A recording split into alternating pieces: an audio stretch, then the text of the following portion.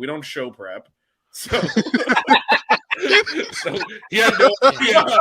I just barely make it in. I'm sure you can tell, but we don't show. I mean, let's put the cards down on the table here.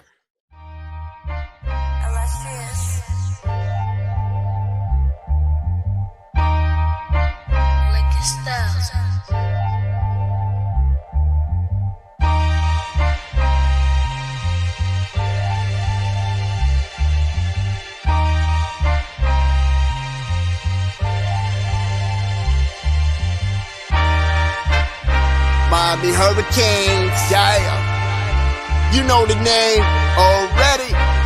It's Mercy, ha ha. It's a 6-Rig Kane show. Can't forget the name though. Got Jazz, Blue, Vision, DJ break the game code. Ain't no changing them, ain't no breaking them. Real Portland live from the Hard Rock Stadium. Ball 14 for the orange and green. We see the 6-Rig champs. It's more than a dream. This is life on the field. Beyond 100 yards, a hurricane that's never still put a damage to your squad. The 6-Rig Kane show. The 6-Rig Kane show. The 6-Rig Kane show. You know.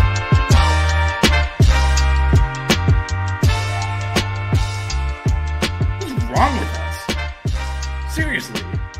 What's wrong with us? We're Miami Hurricanes fans. Welcome to the 6-Rig Kane Show, a show dedicated to Miami Hurricane sports, featuring the legendary Larry Bluestein, Jazz Santana, Vish, and Danny Gillette. Let's go Canes. How's it going, everyone, on this Monday night? Playoff selection eve-ish.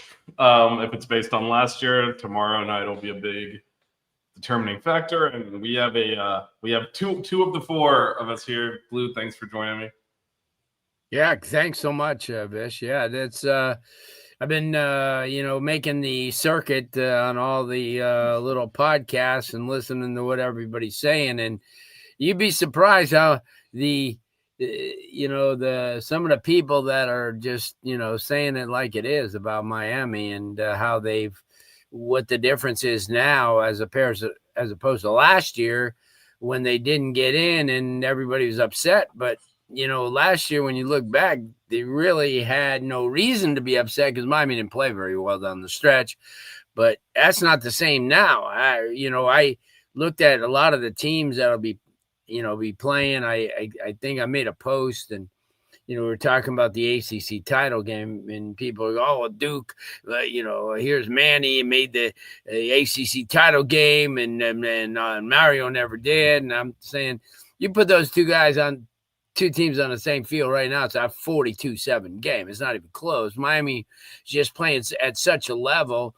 And for that reason alone, not just alone, but for that one reason, along with them beating Notre Dame, wouldn't the NCAA and that committee want the best products, on the field at the time of the, of the playoffs? I mean, because, I don't care. I mean, if you're a real football fan and take the equation that you're not a Miami fan out of it, it would be hard pressed not to believe that Miami's not one of the top 12 teams in the country. I mean, especially the way they've played, really all year. And yeah, they lost the 2 games and, it's not like they were buried. They took the first game and down to the last possession. And then despite throwing 4 interceptions, and then that other game against SMU, I mean, SMU had minus yards rushing. So, yeah. And there was a lot that happened in that game. I mean, if you watch it back, especially with the officiating in the end sequence where the Canes won that game about 3 or 4 times, and every time SMU was thrown a lifeline by the officials, and then in overtime the Canes ended up losing when once again the refs blew a pretty egregious pass interference call on the interception the Canes threw, and It's again, that happens in football, and over the course of 12 games, I'm sure any team can point to losses and say, hey, the refs missed this call, they missed that call. So, it is what it is. But to your point, these are just minute things in a season where the team has really played at a high level. We're gonna break this down in a little bit more detail. in the second segment of the show. First, let's hear from our sponsor, which is 305-800-PAIN. After an accident, every minute counts. With one call to 305-800-PAIN, you get immediate access to trusted doctors and attorneys who guide you step by step. With an A+ rating for the Better Business Bureau, they are a brand you can trust. Much like 5 Reasons Canes, 305-800-PAIN is focused on the local community of Miami-Dade County and South Florida. They'll handle all your accident needs, including car accidents, personal injuries, and related legal matters. So after an accident, be sure to call 305-800-PAIN. The number is the brand, 305-800-PAIN. Después de un accidente, cada minuto cuenta. Con una llamada a 305-800-PAIN, ustedes pueden obtener acceso inmediatamente a doctores y abogados para ayudar con todo el proceso. Con una clasificación de A+ del Better Business Bureau, pueden confiar en ellos. 305-800-PAIN tiene mucho en común con los 5 Redones Canes. Están enfocados en la comunidad local de Miami-Dade County y el Florida del Sur. Ellos pueden ayudar con todo después de un accidente, incluyendo accidentes de carro, lesiones personales y otras cosas legales relacionadas. Entonces, después de un accidente, llama 305-800-PAIN. El número es el nombre de la marca, 305-800-PAIN. All right, Blue, I know everyone's itching to talk playoffs. We got Mr. Overdose in the chat. I do want to start, though, with Pitt. And so, this was a game that coming in, a lot of people thought would be close. You had it going to multiple overtimes. This was not competitive. As you said, alluded to in the start of the show, in the kind of intro piece, the level of football Miami's playing is really high. And I personally, after the first snap, when it was basically a team meeting at the quarterback to sack him, I was like, this game is over. They can't block. the Miami defensive line, and that was basically the whole game. Even their touchdown drive, a lot of fluky things happened on that drive that kind of let that in. And other than that, it was complete domination by the Canes. What were your thoughts on that performance? Exactly what you said. As soon as that first snap, and then Miami running and opening the offensive playbook, because we knew defensively. I always give crazy scores, that. So I want to make it exciting, a game like that. But you knew defensively, Miami's played as well as anybody in the country. Especially, let's keep in mind, and I said this to a couple of people 14 days ago, Pittsburgh had 585 yards of offense and buried Georgia Tech at Georgia Tech. So let's put in the perspective that the team Miami was playing on Saturday was not an 0-10 team. It was a team that... No, in fact, had they won that, they'd be going to the ACC championship game. They were right at the top of the standings. Yeah. On paper, should have been a fairly even game. Yeah, well, and that's what I'm saying. Getting to that game, just in every phase of the game, Miami dominated offensively, defensively with great play. And the thing is, a lot of the young players like Fitzgerald. Come on, 4 picks to be tied for a lead on the team as a freshman who really didn't get a lot of playing time early in the season. No, he's really only seen a lot of playing time since Keontae Scott got injured. Right. He's kind of been a regular every down player. But that shows you the talent. I think what it did over the last month of the season is you got a chance to see not only the guys that are, this current team, but a lot of players that are going to be moving on. Guys that are going to be moving into, starting roles, or at least into, two deep roles on this team. And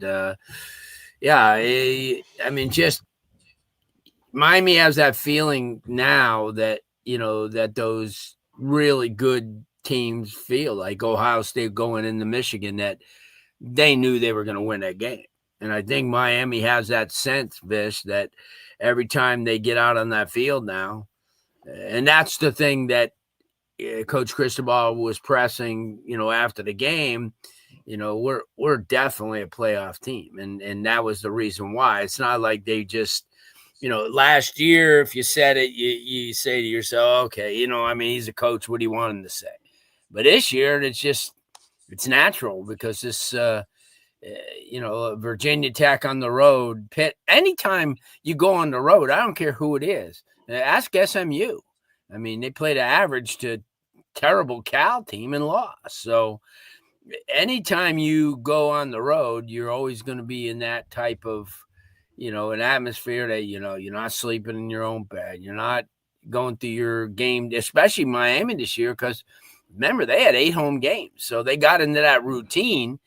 And a lot of people may not understand, but once you go and get into a routine like that, and then I think the thing too is the good thing the last 2 weeks is they played at noon, and it kind of got them acclimated, the last 2 weeks, and they were ready, and they came out fired up in both games, and so I don't know what else to say, but Miami. Well, just going back to the Pitt game, because we're going to definitely spend a lot of time talking the playoffs. I see some comments in the chat as well, but we have not mentioned one name in particular. I think we got to talk about just Malachi Tony, and that was awe-inspiring. What he did on Saturday.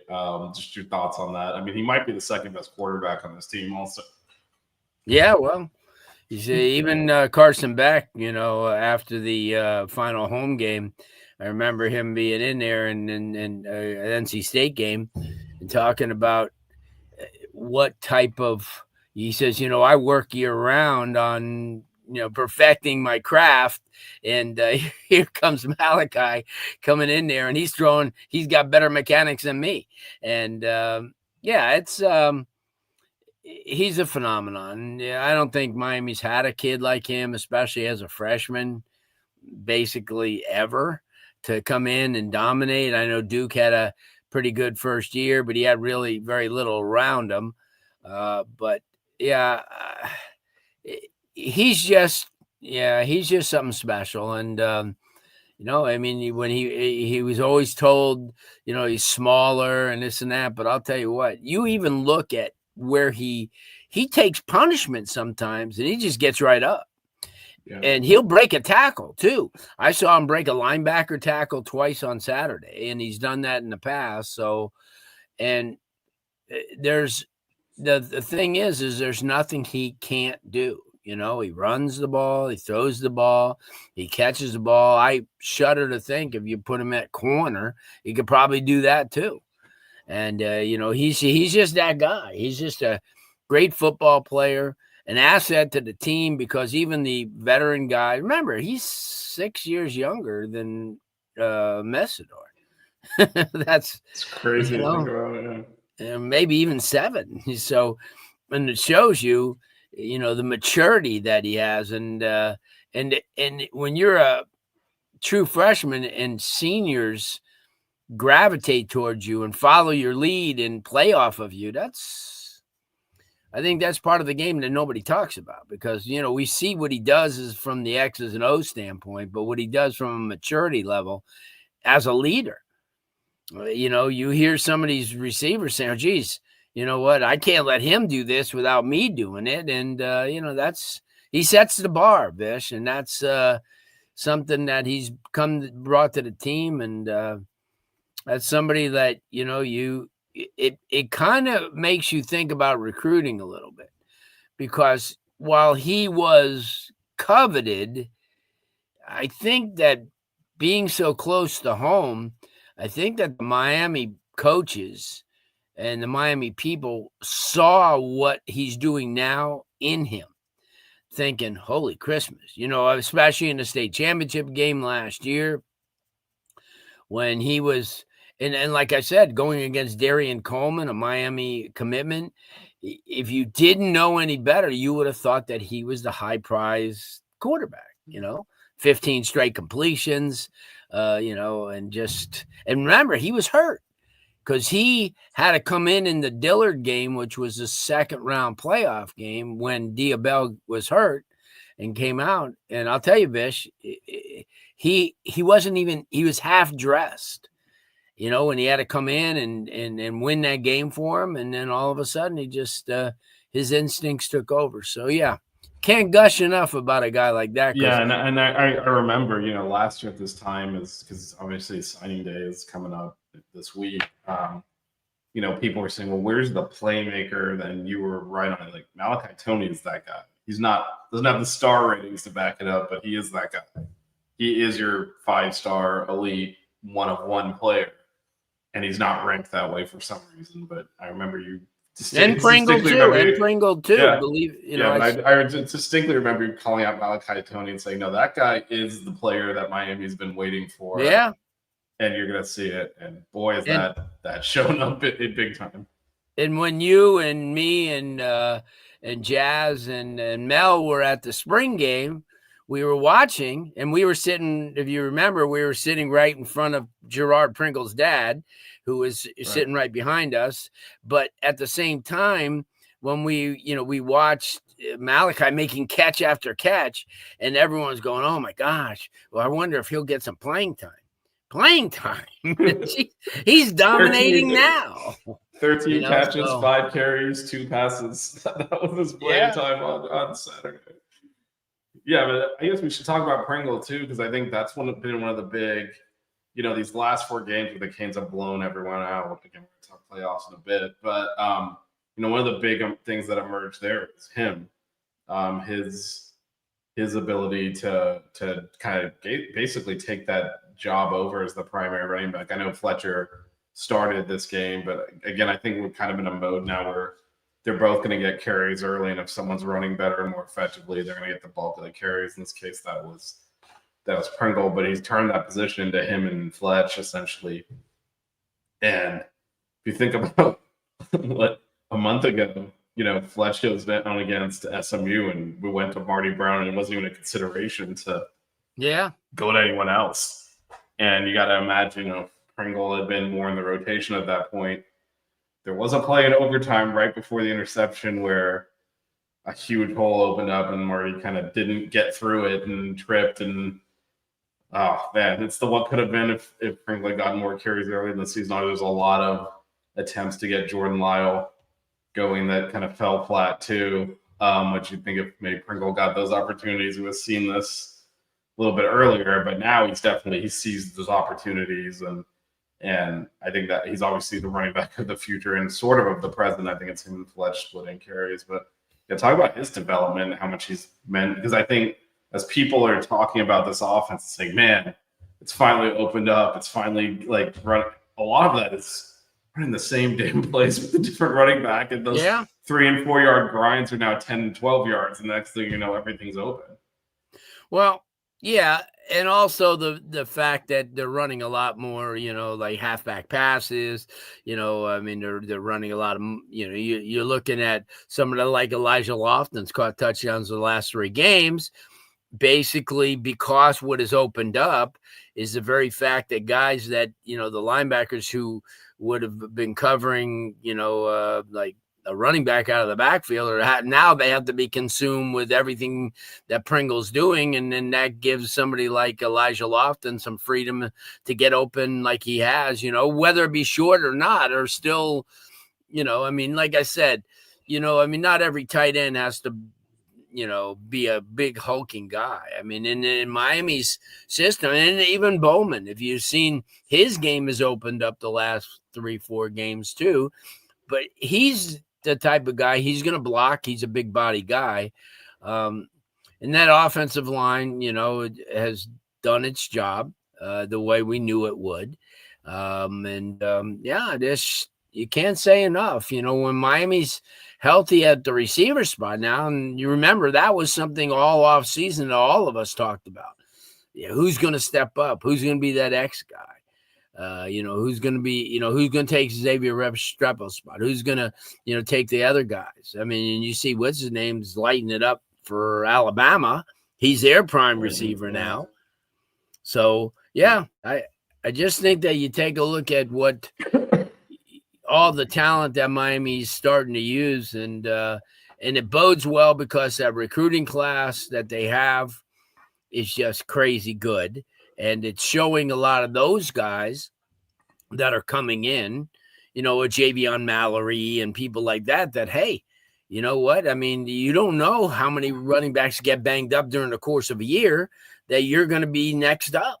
Like he could be Wheatley Humphrey next year and get those limited carries, but still get limited carries. Because I think next year you're going to have Most definitely Pringle and Fletcher, and then Brown too comes back. He'll come back, and he's going to give them that. They need that when you're ahead in a game. That's when you insert Fletcher and Brown, because they're going to eat up those yards. They're going to eat up the clock. They're going to wear down the defenses.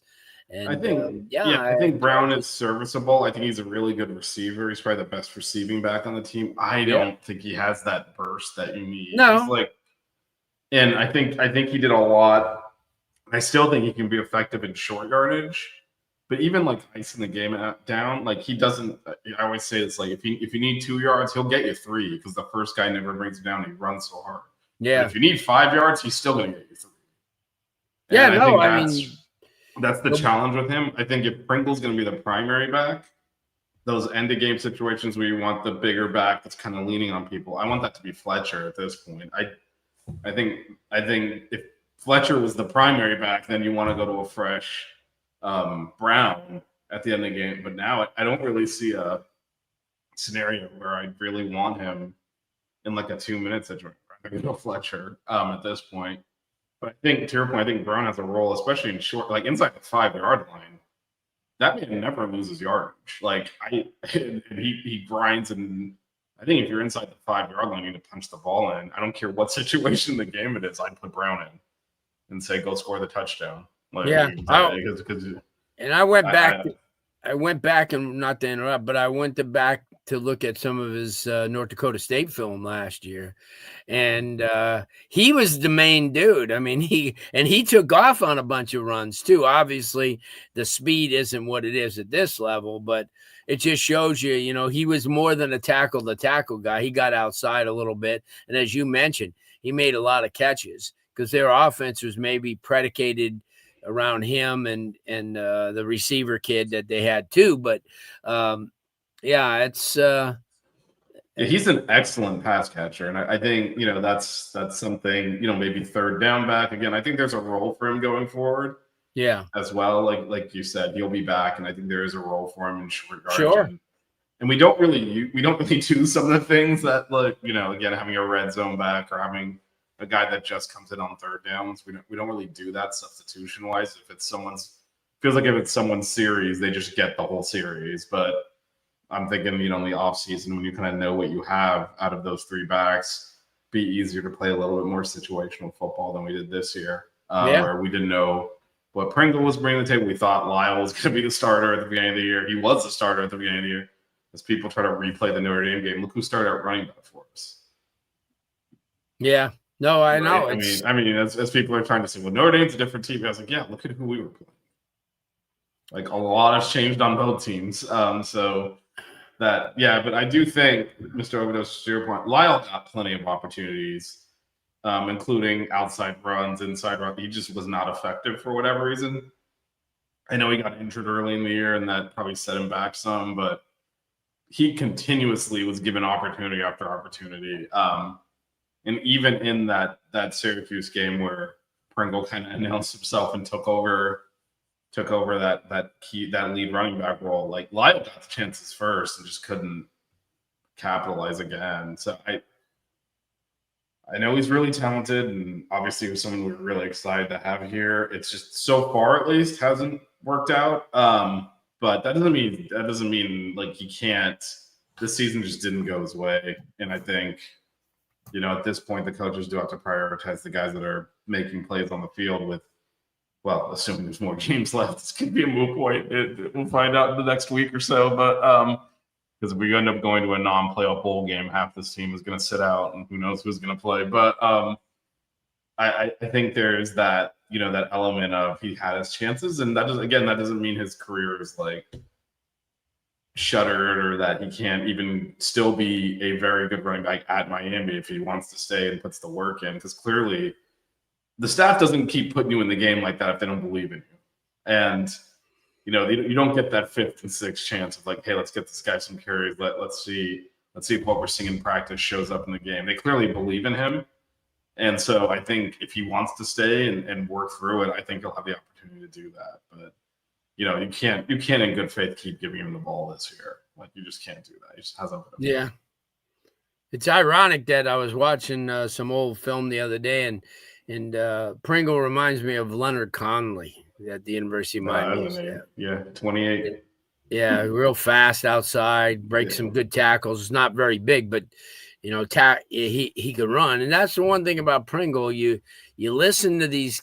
The one thing too is Miami kids are, you know, they got a few seniors that, you know, are about themselves, but most of these young kids, they're just, you know, they're just, you know, they're there. They're good kids. They're, you know, they're getting it done in the classroom as well. So yeah, it's I'm excited for the future of the program. Also excited for the present. You know, I mean, it's just I look at situations the way they are now in college football, especially with the Lane Kiffin deal, where here you have an 11-1 team and a great recruiting class and a real good football team, and they're willing to give you everything and anything, and you leave. Especially when your team has a chance to win the national title this year. You know, I mean, so it's college coaching and recruiting, everything has changed. You know, if you fell asleep 10, 15 years ago and woke up now, you just wouldn't believe what you're seeing. You know, it's, you know, and that's why I say I advise all these young quarterbacks, you know, to go to small schools first. No matter how good you are, make your mark at a small school and then boom, you know, I mean, like Luke Nickel coming out this year, I said, you know what, go to Georgia State for a year, 2, you know, go to Georgia Southern and then make your mark and throw for 2,500 yards. And then every Power 4 school in the world will want you and they'll pay you good money because, you know, look at the other day, they're up 38-7. They didn't even put Emory in with 4 minutes left, which was kind of surprising, but that's where we're at right now, you know, and if Narduzzi doesn't call that timeout, you know that Mario was being a cordial coach and he was just running the ball. But when he let's get to that, and this is a good transition to the playoff discussion as well. So obviously the Canes threw a touchdown at the end of the game. They did the same thing against Virginia Tech in the same situation as you mentioned, Lou. That I think both cases, in this case, Marty obviously is the third string running back now, was in. The Canes were just slamming the ball into the line and not really trying to score. It's not like Pringle was in or Fletcher. They had the third string running back in. And Pitt kept calling timeout. Okay, if you're going to call timeout, what the hell? As the team that's down are indicating that the game is still alive. You're trying to do something. Otherwise, why would you stop the clock? So then that, to me, opens the door. All right, then we can throw this ball. And I think the same thing against Virginia Tech. I actually said that both times. Like, if they call timeout, you can throw this in the end zone. Yeah. And they call timeout. Part of the game. Yeah. If the team that's trailing is gonna call timeout because they think there's still some game left for some reason, the team that's leading is under no obligation to just run the ball in the line. No, they're not. But there's, you know, there are, you know, coaches that hang with each other in the offseason and are friendly and stuff like that. And they don't, you know, they understand that, you know, that other team may not be, you know, as good as they are. And they don't want to rub it in to the point where, hey, you know what, because they ended up 31-7. I would have been it. Boom. They will shake hands. But when he called timeout, I said, hey, you know what? If he threw right now, I wouldn't blame him. Why did he call a timeout? That was dumb. Just let the clock run down. But whatever it is, because a lot of people do that against Miami. So you know what, Miami has to start again. I think if there's that mutual respect, then Narduzzi is also not calling timeout. Like, what was he doing calling that timeout? I have no idea. You know, it's not he asked for it. Yeah, it's not like in basketball, you know, in the final 45 seconds where you call timeout to get your starters out so they can get a good round of applause. And right. Well, a good example is in basketball, right? If one team is still pressing and fouling when they're down, then the other team needs to keep attacking and do whatever. Yeah. Now, if the other team backs off, then you just dribble the shot clock out and turn it over and give them the ball back. Well, right? So, I mean, if one team's trying to win, then the team that's ahead has an obligation to play football then. And don't disagree. We were trying to let the clock run out, and he wouldn't let us. He kept calling timeout, so probably going to throw a touchdown. Yeah. Which has now become the point of contention because I saw Steve Sarkisian, I mean, without naming Miami, said some teams are out there up 31-7 throwing a touchdown with under, and I'm like, I wonder who he's talking about. You know, teams that don't lose to Florida, maybe he could have thrown that in there for a little bit more color to his comments. And I know Notre Dame fans are aggressively upset that we threw that touchdown because that meant that beat Pitt by worse than they did.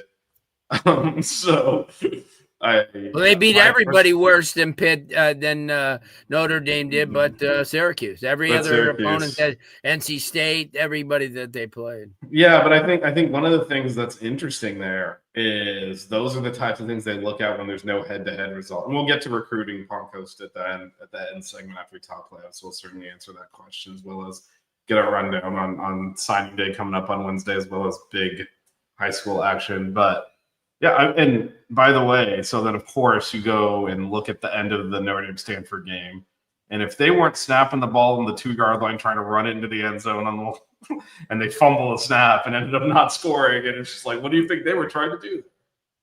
So no doubt. It is what it is, right? I mean, yeah, that was a great catch by CJ too. It was a great catch by CJ, and he had been injured, and he'd been injured for a long time and hadn't really gotten in there, so it's good for him to get that opportunity.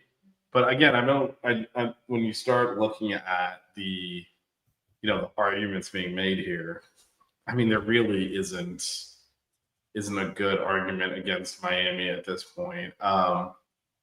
So Blue, I look, currently the Canes are 12th.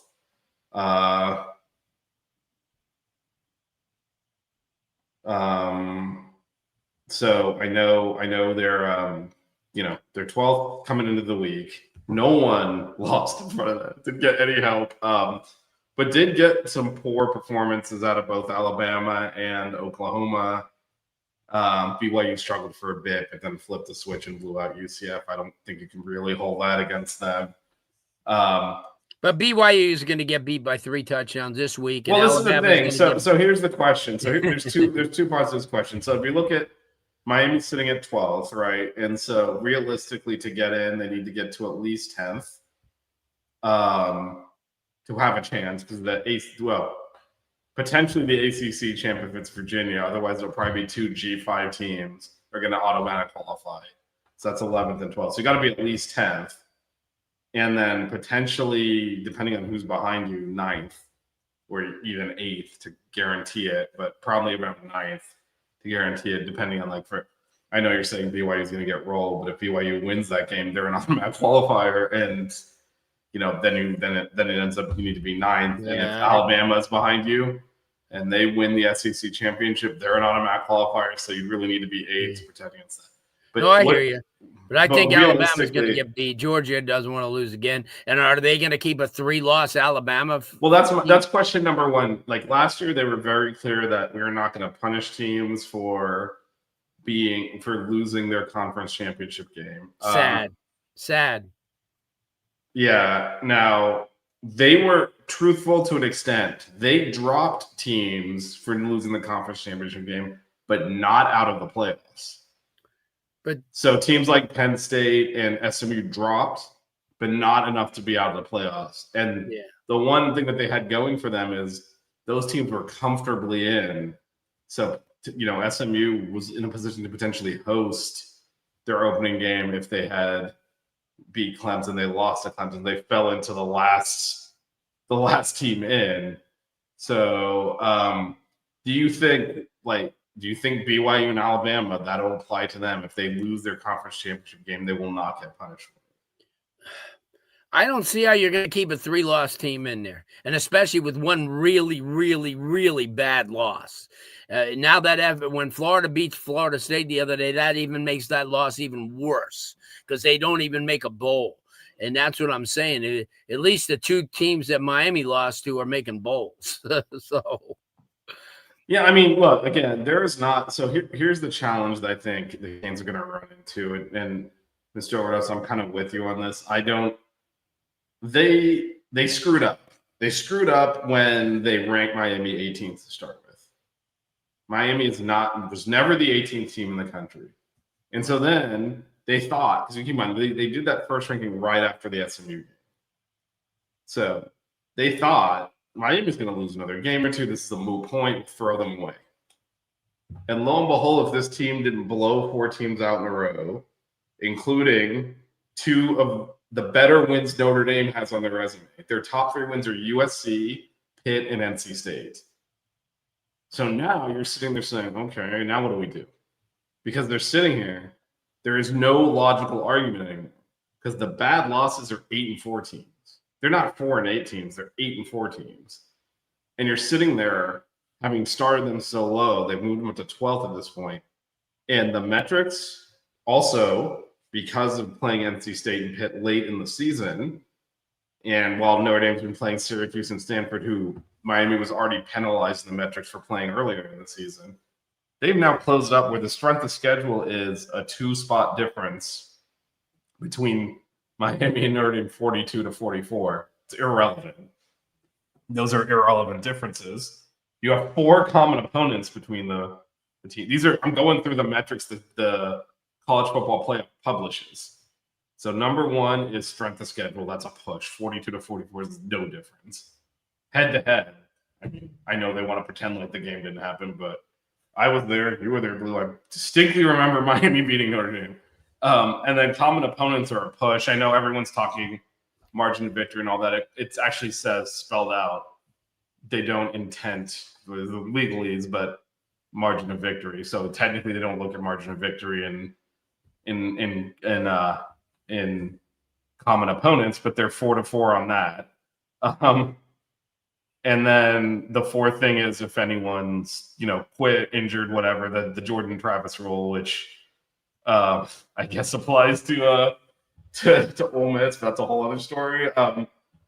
But so there's no actual argument at this point for Notre Dame being, and all of their metrics and everything they use points to Miami. So they kind of put themselves in a bind though, because they were just hoping against hope that Miami would lose the game they thought they were going to lose. So they could just remove them from the discussion. The time when they kept winning, they moved them up, but you can't possibly tell me there's 4 teams between Miami and Notre Dame. There's not. That's ridiculous. It's a ridiculous statement. And so they're basically broken. They're either going to have to come back and say, look, my bad. Miami should have been in front the whole time, and they should be 9th. And if you look at their metrics, it should be, well, I should say the 3 teams, Miami, Alabama, and Notre Dame, again, what they look at as schedule strength, there is not a lot between the teams on that. Next thing is head-to-head, Miami beating Notre Dame. Next thing is common opponents, and obviously there's that Florida State game that Miami has over Bama. So if you're talking about those 3 teams, it should be Miami, Notre Dame, Bama, or Bama, Notre Dame, depending on how to slot those 2, because they don't have the common opponents or the head-to-head, so they have to look at other things. How they have Miami behind all those teams. BYU is a different wild card because they have 1 loss. It's a little bit different. But to your point, if they're planning on if they're planning on putting them out, if they lose to Texas Tech, they should go ahead and rank them lower now. If they're smart, which they're obviously not, because you've seen this clown on TV weekly, one thing that he lacks is intelligence. But if they're smart, what they'll actually do is rank it 9 Miami, 10 Notre Dame, 11 Alabama, 12 BYU, because what they have then is they can go up in front of the camera tomorrow and say, we really, really leaned into head-to-head. We looked at our criteria. Miami has a head-to-head win over Notre Dame, and Alabama's bad loss to FSU, in addition to struggling with the 5-win Auburn team last week. Like, they have evidence. They can say, like, we had them at 10th. We dropped them because they struggled against a bad team. They can do that. And then they know, look, if Alabama beats Georgia, we're going to put them in automatically. They'll jump up, no problem. If they lose, they're not 3 losses. They don't really have a case anyway. So you kind of solve that problem. Same thing with BYU. If they beat Texas Tech, jump up, you put them in. If they lose, okay, they're out anyway. And again, they don't really have a case at that point, having lost to Texas Tech twice. So they could just arrange those teams in that order and say, look, we lied on head-to-head and common opponents like we said we were going to. And if Bama and BYU win this weekend, they'll push Notre Dame and Miami out, and we got nothing to worry about. And that's the easiest thing to do. Here's my point about the 2 teams that you just mentioned. Both of their opponents, Texas Tech and Georgia, have a chance to be the top 4 team and have a bye.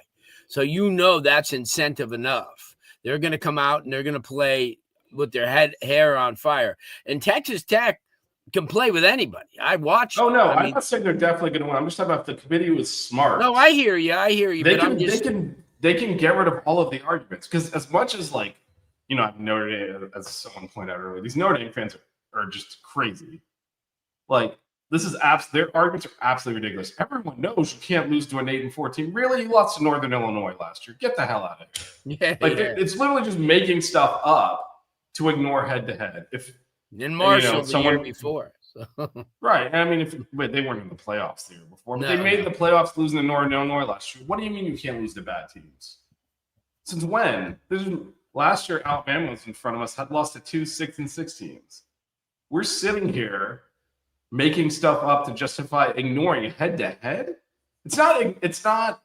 Well, this team has a better strength of schedule marginally in this and that, and we're looking at. But head to head in anything, Vish.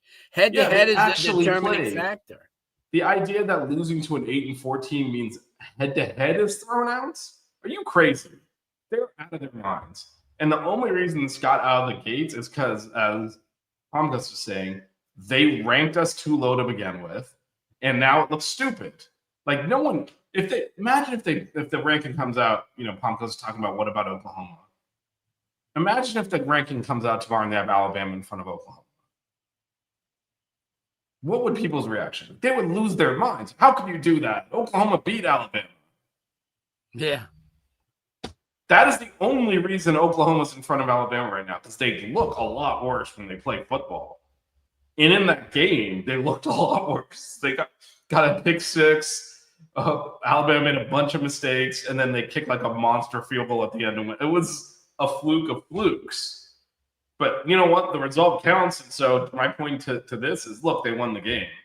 They look like crap doing it. If there was no scoreboard on there, you'd say, well, Alabama must be killing them. They're way better. But Oklahoma won that game, and that matters. So that's why they're up there. And I don't think you could potentially drop them behind Notre Dame and Miami if you want to wedge them in there. You certainly can't drop them behind Alabama.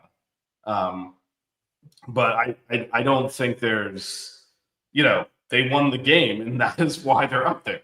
And so it's ridiculous then for them for people to come to look at Miami and Notre Dame and start saying, well, who did they lose to? What is this 8-4? Like, as if any of that matters. As if any of that matters anywhere else. Like, it's crazy. And so, yeah, we're getting disingenuous arguments. We're getting talking about, like, oh, we were running up the score, but it wasn't wholesome because the backups were in when we were snapping the ball at the 2-yard line against Stanford up by 30 points. Like, it's a farce. And if you look at every other conversation around this with any other teams, in fact, in the middle of the Oklahoma game, as they were losing to LSU late in that game because they scored that touchdown late to win, the commentators are actively saying, well, if Oklahoma loses, you have to drop them behind Texas, just like casually. Why do you have to drop them behind Texas? Please expand on that. This is the only instance that they're comfortable saying, no, we're going to ignore that. Every single other one, as a matter of just fact, we are not ignoring head-to-head. That is the trump card. It's absolutely crazy. No, they don't even realize they're doing it. Just casually saying, well, Oklahoma cannot have the same number of losses and be in front of Texas. Period. Why is that? Why can't Alabama be in front of Oklahoma? We know the answer, but only in this one instance do they come up with some creative way to say that they can ignore head-to-head. And so I think after seeing them ignore it for 3 weeks, I can't imagine they're going to do something different tomorrow, even though they should. Like, it is actually shocking how similar the numbers are at this point, which we knew was coming. It's like, when we finish with North Carolina State, and then Virginia Tech's not very good, but a road game helps your numbers, and then at Pitt, and Notre Dame finishes with those with Stanford and Syracuse, they're gonna take a hit in the numbers pretty heavily, and that's exactly what has happened. And so now all of a sudden the metrics match. There's 4 common opponents. There's a head-to-head. It's hard to get teams more on the same level as those two, and one beat the other. why can't we get ahead? Oh, we can be ahead of Oklahoma. I just don't see.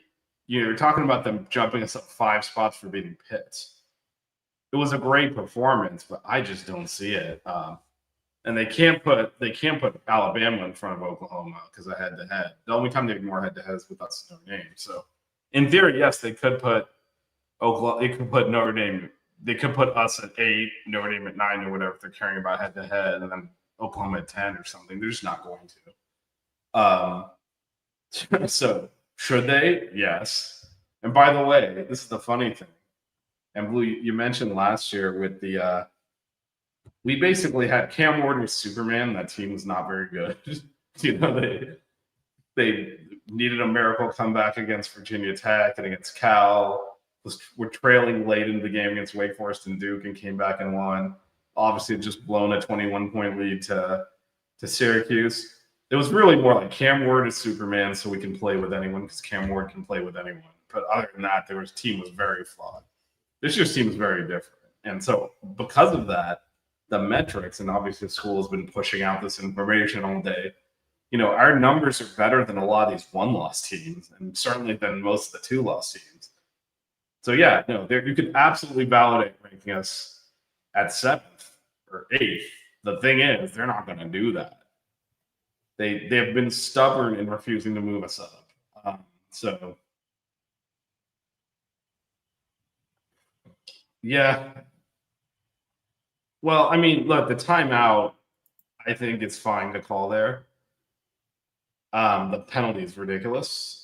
This is talking about the end of the SMU game. I think any coach, 4th and 8, biggest play of the game, you're going to call timeout, set your defense. I don't think that was anything wrong with that. The fact that they call that person. I mean, keep in mind, this is after we won the game on offense and they picked up a pass interference flag with no explanation as to why they picked it up. So that was a rough game. I think if you look at what Miami needs to do, they need to jump BYU, they need to jump Alabama, and they need to jump Notre Dame. That is where they need to sit. I know people are saying if BYU and Alabama lose their conference championship game, they'll be out, and that'll open up the Canes' path to get to 10th, which is, again, where they would need to be in that scenario. Blue, do you think there's any way that Alabama's sitting there at 11 or 10 tomorrow, they lose to Georgia, and they drop them out of the playoffs? A 3-loss team doesn't set any precedent. So I think that they'll have every right to do it. But then you'll get, we beat Georgia, so it's 1-1. And yeah, I think you have a better shot of getting BYU out of there because their schedules. You need them both, though. You need them both. Oh, you need them both to lose? Well, if they're going to keep Miami behind Notre Dame, you need to be in front of BYU. Basically, there's 2 spots left, essentially, because counting the automatic qualifiers, we don't know exactly who that's going to be, but either Virginia or James Madison, Tulane, whatever, 2 of those. So 10 spots are essentially counted for because despite what Pomco's K is talking about, Oklahoma's resume is actually pretty thin, and they look like shit when you watch them play, but they're in. They're not going to drop them out. So you got Ohio State, Indiana, Georgia, Texas Tech. They're locks. So is Oregon. Mississippi still is, I think, question mark. Who's going to call plays? They don't have a staff. I don't know. But I don't think they're going to drop them all the way out. No, they're not. And that's what it would take for that to be a factor. So they're still in. Oklahoma and Oregon. So that's where you get to your 8 that are in. Then there's 2 more automatic qualifiers, either the ACC champ or 2 G5s, whatever it is, but 1 G5 or 2. So that gets you to 10. Then there's 2 spots left, and if these are the teams, realistically, I know Texas is politicking. There's no way Texas is getting into this thing. You can't lose to Florida.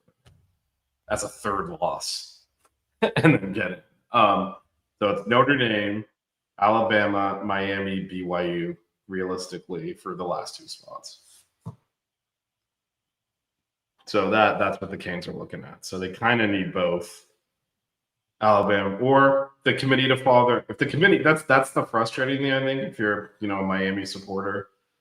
or a supporter of actually fairness, they do publish what they call their priorities in selecting teams. And 2 of the 4 items, one of them is like a player leaves or coach leaves, which again is an Ole Miss situation, but nothing to do with these 4 teams.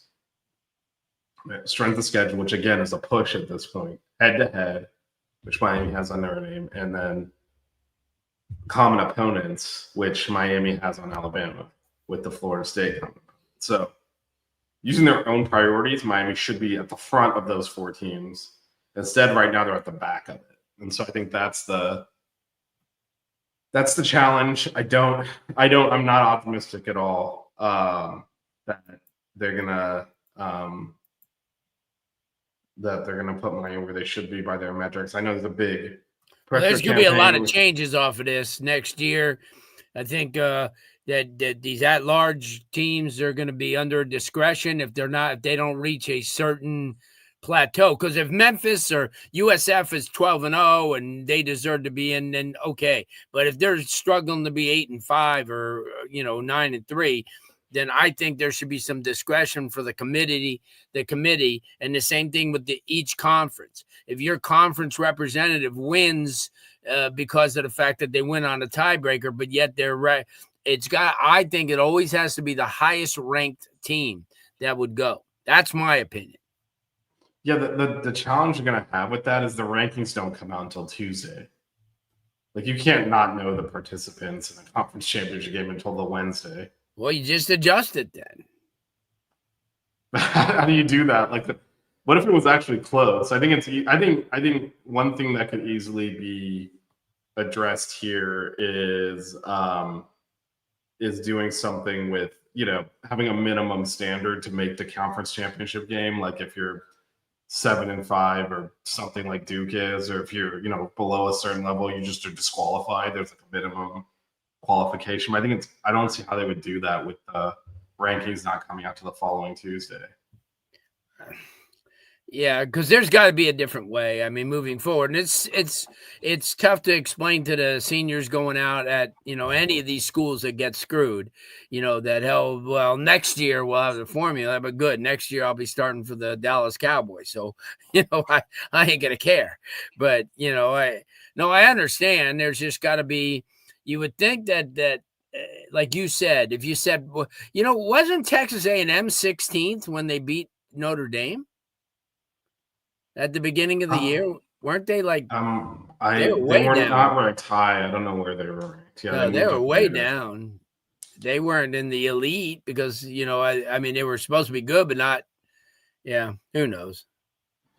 Yeah, I think actually, Blue, your old stomping grounds, the Mountain West does something with. They have a bunch of computer-ran stuff they use that is their tiebreaker. Because they screwed. Being a UNLV guy, they screwed New Mexico out of getting in the finals this week. So I'm not gonna say nothing. But I do think at least it's a hard situation because they've bloated these conferences so much the teams don't play each other. So there's not a good answer, but they at least tried to. They at least tried to address that in the Mountain West by saying, look, we can't use the traditional tiebreakers because the teams aren't playing each other. And I think the ACC somehow didn't see this coming. And that's why it went to some weird tiebreaker where in a 5-way tie, the worst team won it. And not just the worst team over the worst team in conference. They're the only one that didn't beat another team in the tiebreaker. They lost to Georgia Tech and somehow won the tiebreaker anyway. Oh, well. Saying A&M was ranked 16. She was the highest ranked team in the tiebreaker and says Miami solid 8. Then they play in the conference and lose they get dropped out of the playoffs. Yes. But I'm saying you talk about teams that are getting ranked too high at the beginning or too low at the beginning, and it comes back to haunt them, like in Miami's case, right? I don't know. Yeah, no, I personally think I think they have to pick the 12 best teams. Obviously, the 5 are automatic qualifiers to the next 7 best teams. And if a team makes their conference championship game and loses, and there's more evidence for that they're not one of those teams, I don't see how you ignore it. I think last year was a little different with SMU because they had one loss coming into that, so then it became a second loss. Like, all right, do we put a 3-loss Alabama over a 2-loss team who picked up their second loss on a last second field goal in an extra game? And the answer was no.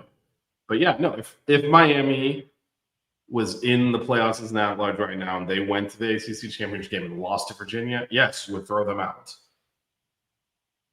Because that's a third loss. And then if they're a playoff caliber team, they have no business losing to Virginia. So yes, you absolutely would. I think Yeah, that's but the you're right not thing doing to it with do. Alabama and Georgia, though. I would. I don't think they're going to. I think if you take Alabama losing to Georgia, it mitigates their good win. It is really their only really good win. The rest of they don't have another Vanderbilt's. I mean, so that does kind of step on their really good win. They're still carrying around that FSU loss. Yeah, because it gets So worse every time they FSU that takes they the don't field, win. Yeah. And I'll tell you, the guy, you know who's the fault of this whole damn thing? Freaking Beamer at South Carolina. 17 up on Alabama, 30 up on A&M, and he loses both of them. He could have put this thing right into perspective. Son of a bitch. We'll see. They would have come up with an excuse for it anyway. Yeah, so. yeah. I mean, honestly, we would have been in great shape if Alabama didn't blow that game against Oklahoma. They should have won that easily. They dominated that game and lost anyway, and that is because Oklahoma would be Bama would be ranked where Oklahoma is, probably higher than that. But in any event, that spot would be open, and it probably wouldn't. A lot of this controversy would go away. But that is what it is. We do want to end with. Some recruiting stuff here. Blue. Well, I'll talk a little bit. I'll try to address Edgewater. Yeah, the Edgewater. Yeah, that was that was a surprise. Edgewater was undefeated, but just shows Lakeland's defense. Lakeland plays at home this week. All these games, winner of these games, come down here next week playing the state championship game. But Lakeland's got a good shot at a rematch with St. Thomas. Hoping probably for better results than last year. But, in 1A, you got potential Chaminade and Cardinal Newman matchup. Cardinal Newman's loaded with talent as well. They play in two different regions. And then 2A, Jacksonville Bulls, Miami's got a commitment, the offensive lineman who will be here next year. I texted with his dad yesterday. He wanted to know how good Gibbons was, so after I told them they weren't as good as they were. And then 3 at Northwestern. I was at that Central game the other night. Oh, my God. Northwestern, who's beating them? I mean, they beat Central 50-29. And the kid, Neiman Lawrence, threw for 7 touchdowns. What the hell is that? Kid is remarkable. 4A, you got American Heritage hanging on a thread. They're 7-5, and they'll travel the furthest for any state semifinal in the history of Florida, 640 miles. They have to go up to the Panhandle. And then in 5A, you got St. Thomas, and you got Lakeland playing Ponte Vedra, who's okay, but they're not Lakeland. And then 6A, you got some pretty good, interesting Armwood, who's really good, and they've got a couple of kids that Miami already has and a couple of kids that Miami will have. Luck, Buck, you're right. They turned out to be. They really – and you know what? The thing is that Cardinal Newman won the last 2 games on the road in the playoffs. They finally get home this week against an undefeated Carrollwood Day team, that DeMarcus Van Dyke's son. DeMarcus just took a job as a DB coach at Auburn. Surprise, surprise. And then in 6A, like I said, you have an interesting West Broward. Has to go all the way up to Gainesville. They upset Southridge. And then West Boca will have to go to Armwood, who has given up 4 straight shutouts, given up 14 points in the last 7 games. Jeez. So good luck there. And then 7A, it's the Fighting Vishes of Palmetto High School, finally getting to state semifinal. They got undefeated Vero. Vero's good, not great, but good. And you know what, Kenny? 100%. Sarasota Booker. Let me tell you something. They have so much freaking talent. And they're going to go up there. Reigns hasn't played anybody. He played Lake Mary and can't judge. But you're 100% right. That's one of my big upsets. Sarasota Booker, loaded Vish with FSU commits. They got all these other kids that are great linebackers, really good. They're loaded. Sarasota Booker's loaded, and West Boca's definitely will have their hands cut out there. Yeah, it sounds like they're gonna have a hell of a time trying to score. So I'll tell you, Armwood's loaded, and and Miami's gotten the fruits of their labor last year, and then next year with the defensive back, who's really, really good as well. He's had a pretty good year. And then you look at Miami's recruiting coming up in 2 days, and there was a question earlier. I forgot who he asked if there's going to be any flips. I don't really know. I think what's going to happen is a lot of the Florida kids are going to wait and see how the new coaches and who they hire, because I think you may see, what is that? Yeah. Okay. Yeah, that was the question. I don't know if there's going to be any true flips to Miami or Miami. Definitely Miami's not going to lose anybody. I don't see. Maybe I hear Jordan Campbell, but why would he have been committed so long? I still think Jordan comes here. He's a hybrid. He's a Corey Heatherman dream. Yes, Sam Shields. You're right. Don't bring that up there, CMB 7686, because Sam Shields was one of many kids that wasn't coached up here at Miami as a wide receiver, and he leaves and spends 8 years in the NFL as a defensive back. Chantrell Henderson was the number one offensive lineman in the country, but yet he did nothing here. But once he got to Buffalo, he did pretty damn good. But yeah, so I think what's going to happen, Miami's class, guys, I went over it today. Alex Dono and I were going over it, and they're so loaded. I mean, they've got guys like Samarian Wingo, who's going to come in. Obviously, the Hulk at offensive tackle, 6'7.5", 335 pounds. He's a beast. They did really well in the defensive secondary. They picked up Javion Mallory as another running back who, like I said, is going to come in, and he'll learn. He's like a combination of a couple of guys we have, but that's the one thing about Miami. They've got some running backs, and that's a good thing. Picked up a couple of linebackers. They have an opportunity. There's another kid on the that they may get, and he's really good, but they're both committed to Wisconsin right now. So yeah, I think their secondary, Clinton Portis's kid's really good. I think the kid, the Denninger kid from Manhattan, Kansas, I think he's going to be one of those plug and play type kids. He's going to come in. He's going to be a lot like Bryce.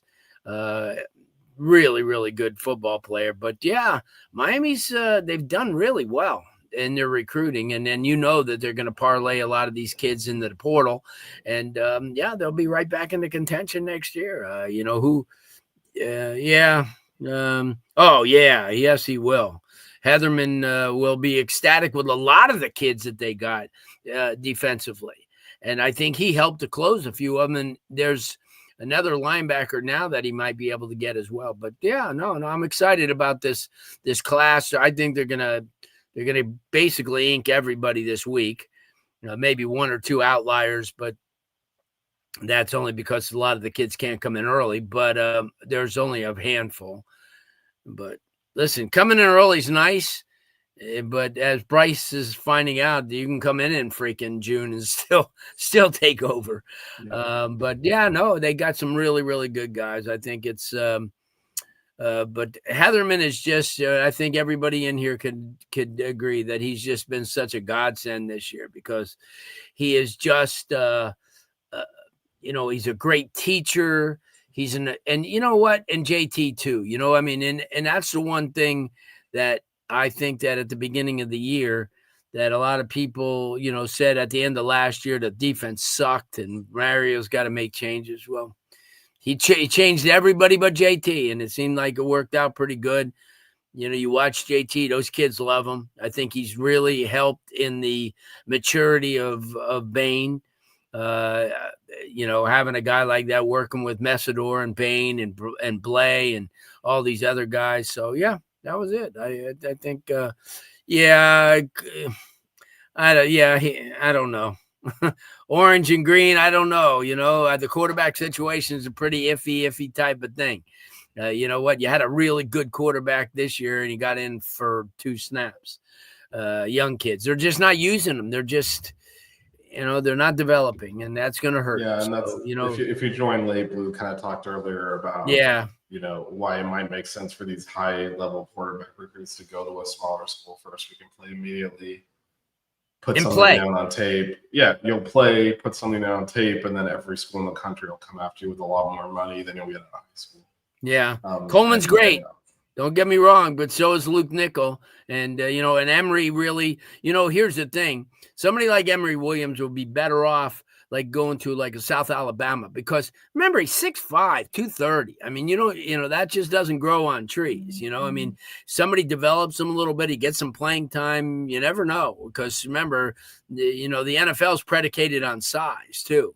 And if you get some big kids, even if he's a career backup, he's a career backup. Wingo, you're right, Lucky Buck. That kid's going to come in. He's going to be right in the mix. He's just too good. He stretches the field. He's fast. He's got like a 40-inch vert. Great wide receiver. Yeah, so Miami's the one thing we can't say anything negative about is that's recruiting class is over the top. And quarterback would I target? I think it's probably a little premature for that with the season still going, but I think to your the earlier comment on Coleman, I do think between Coleman and Nickel and you're going to get someone in the portal. So it's going to be a perfect quarterback room again. Spafford too, boy. I'll tell you what, I got a chance. I told you in the earlier shows, I got a chance to talk to Spafford and his mom. Mom's a looker, a little California girl, and he's gonna be dynamite. He's so fast, and you're gonna be able to get him in there. Yeah, that North Texas quarterback's going to Oklahoma State, but that's okay. He's seems like that he'll follow the coach over that way. But, that's the one thing, too, Mr. Overdose, that you never know, right? This kid never played a goddamn down of varsity football in high school. And now he's like one of the best quarterbacks in the country. So you never know about development, but that's the whole thing. You got to develop. And but when I talk to parents nowadays, I just tell, I like a Darian Coleman coming out. Darian, go to freaking Bethune-Cookman. For a year, get your yards, get your, and then come to a Power 4 school. Same thing with Luke Nickel. Go to Georgia Southern, go to Georgia State. I think that Emory will probably end up at like a South Alabama or something like that. And that's great. It's great for these kids. You can't just, say, hey, we got this kid and we got this kid and never play them. And you got to start developing kids because if Carson Beck went down this year, where would you be? That's the one thing I kept trying to tell people. We were very fortunate that he didn't, and he played basically 95% of the snaps. But what if he went down? Yeah, nobody with any type of experience other than Emory.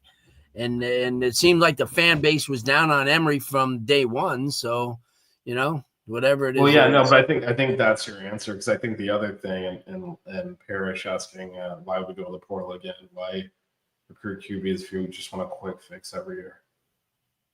Norris from South Carolina, they're talking about the kid from Arizona State who's really, really good. But I don't know, I think a lot of these. But I think the reason is you don't leave a stone unturned. You want the best player possible playing at every position, and you can believe fully in Nickel and Coleman and still say, hey, this player in the portal is a player. Why wouldn't you go get that player? To me, it's competition more so than quick fix.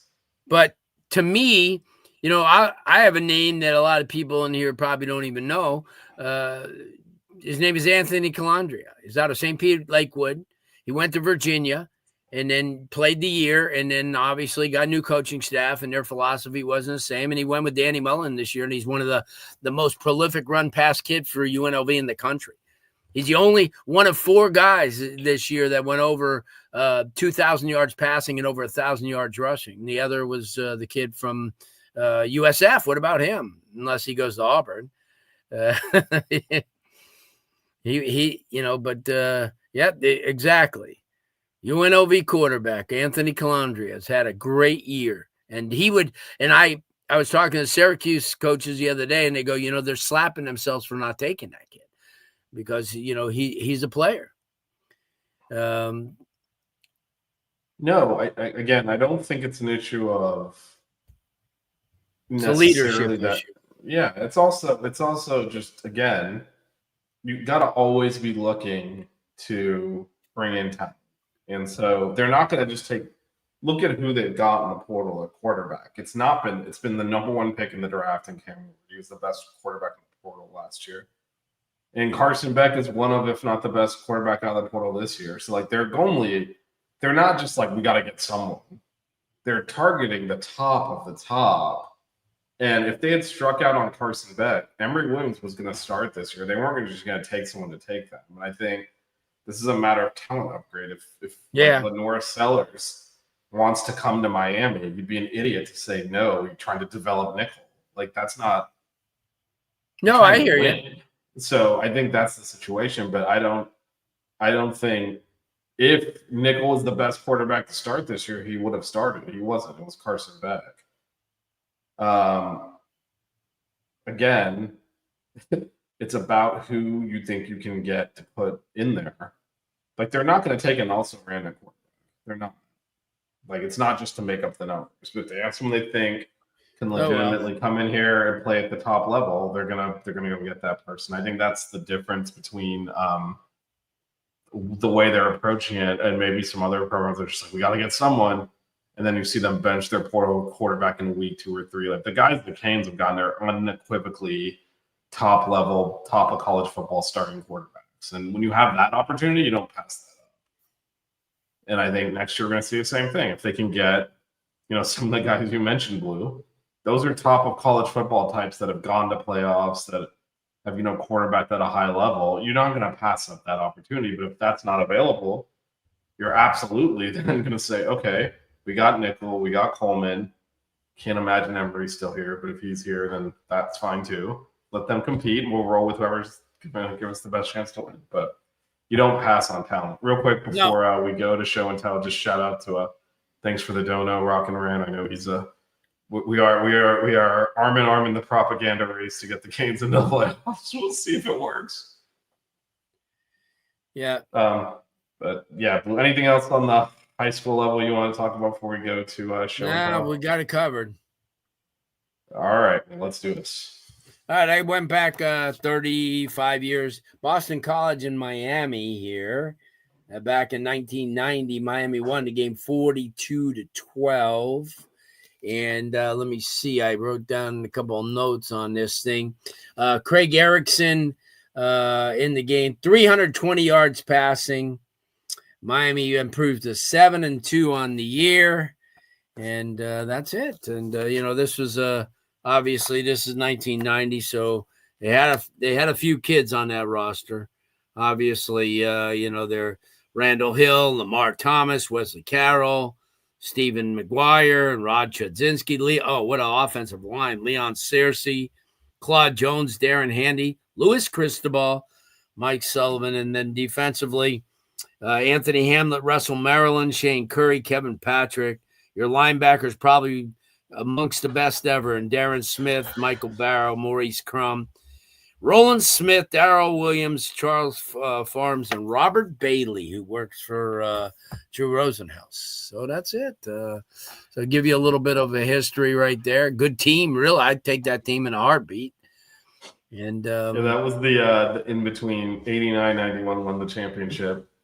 And that was the in-between year that started off slow, and then they kind of hit their stride. And in the current format, would have probably killed everyone in the playoffs and won the championship.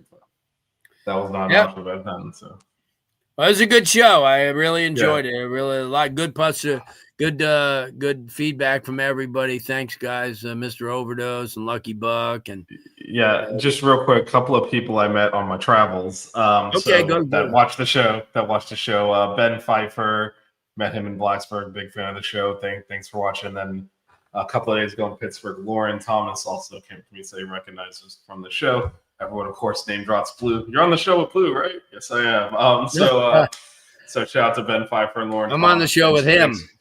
Thanks for watching, and appreciate you. Hunting us down in public too and saying hi. It's always good to get that reinforcement.